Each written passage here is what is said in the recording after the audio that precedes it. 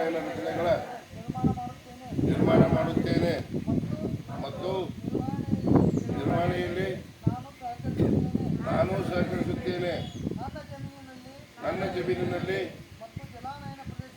ಮತ್ತು ಜಲಾನಯನ ಪ್ರದೇಶದಲ್ಲಿ ಮಣ್ಣಿನ ಸವೆತವನ್ನು ತಡೆಗಟ್ಟಲು ನಾನು ಮರಗಳನ್ನು ನೆಡುತ್ತೇನೆ ಮತ್ತು ಒಟ್ಟುಗಳನ್ನು ರಚಿಸುತ್ತೇನೆ.